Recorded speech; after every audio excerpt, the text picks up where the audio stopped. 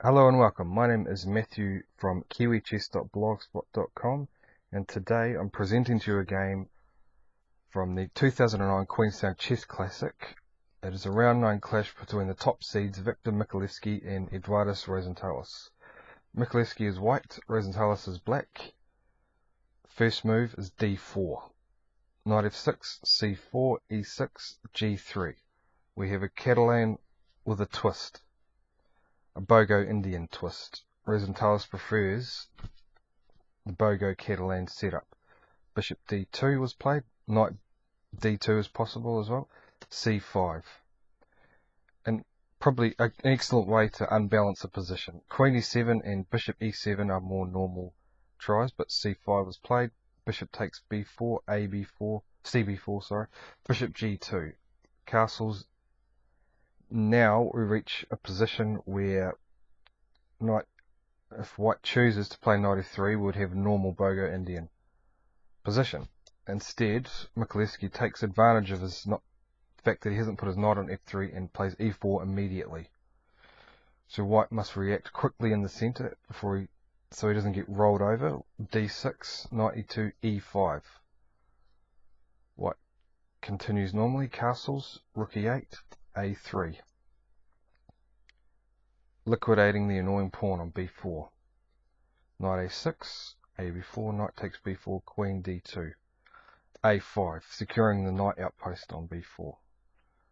Knight c3, knight b to c3, b6, b3, both sides are just developing normally now. f3, securing the e4 pawn at the cost of having to reorganize his pieces slightly. Bishop c6, rook fd1, queen d7, both sides just finishing off the development, and queen e3, eyeing the pawn on b6, so queen b7 of course protect it. Bishop h3, improving his piece. h6 with possible ideas of knight h7 or g5, g4. Rook d2. White in this position is just happy to slowly build up and try and squeeze black out. But of course, Rozentalis sees his chance and reacts quickly with the spectacular e takes d4, knight takes d4, d5. So, totally blowing the position apart in the centre. Mikhalevski chooses probably the best move. Knight takes c6. Other moves are inferior. Queen takes c6, cd5. Knight from f takes d5, taking advantage of the pin on the queen. And now Mikhalevski chooses quite an interesting approach. Another way he could have gone was to take with the rook on d5. And after knight takes d5, e5, queen d7. And after the trade of queens, we have an interesting position where it seems that after the nice move h5, black is probably holding the balance.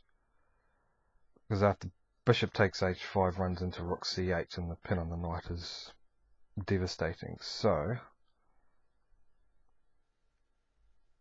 we go back to the game. E takes d5 was played. And after knight takes d5, rook takes d5. White is sacrificing his queen for a rook, knight, and bishop. h7, rook c8, queen takes f3. The smoke is cleared, and black, for the queen, has two pawns, an open king,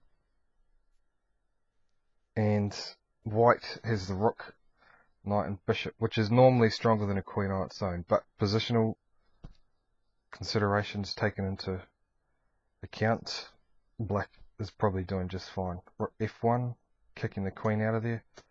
Bishop f5. Probably not a good try. Probably rook f8 was better, because bishop f5 stumbles into black's hand a little bit. King g7, rook c4, b5 attacking the rook. Bishop d g2 is pretty much forced. but it allows the pretty rook takes g3.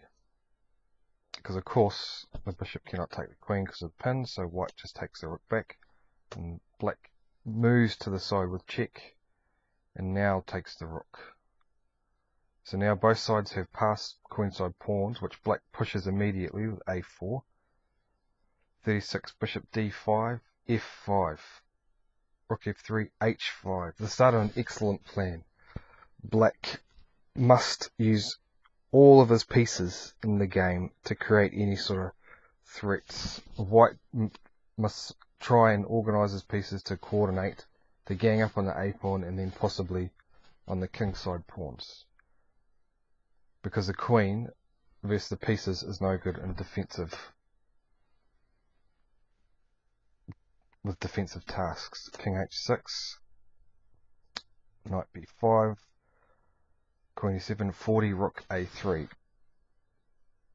queen e2 check. White realises at this point that his best is just to repeat, but Rozentalis shuns the idea of a draw and plays g5, recognising that it does in fact have the upper hand. Of course the point is rook takes a4, queen d1 is not possible, so rook f3, now f4. The other stunning shot, because now g takes f4 runs into g4, and the connected pass pawns on the king side but just box in white's king, and in fact he will be lost.